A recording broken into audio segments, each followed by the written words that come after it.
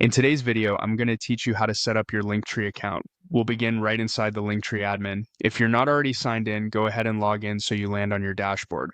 From here, open my Linktree to view the public profile you're building. This is your hub, and you'll see a live preview on the right as you make changes, which is super helpful for making quick adjustments. Next, head to Links. This is where you'll add and manage everything your audience can tap on.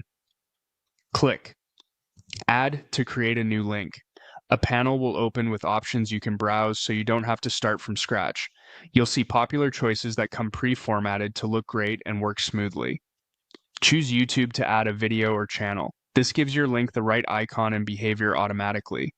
In the title field, type something clear and compelling, like "Watch my latest video" or "Subscribe on YouTube." Keep it short so it doesn't get truncated on mobile. In the URL field, paste the full YouTube link. Double check for typos and make sure it includes the proper protocol so the link opens correctly. As you type, watch the preview to confirm it looks the way you want. Now, let's set up your shop. Click Shop in the sidebar to switch to your product section.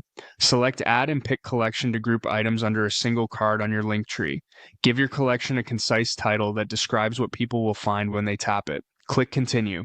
If your store is connected, you'll see your catalog here. Choose the product you want to feature in this collection and then click Save. This makes it easy for visitors to discover and purchase without extra clicks. If you don't see products, make sure your store connection is set up in your account settings first. With your links and shop in place, it's time to make everything look on brand. Click Design to open your appearance settings. Start with Theme to pick an overall style that matches your aesthetic. Then open Header to update your profile image, display name, and bio so your identity is instantly recognizable. Finally, go to Wallpaper and Other to customize your background, buttons, and accents. Aim for strong contrast between text and background for readability, and keep your colors consistent with your brand.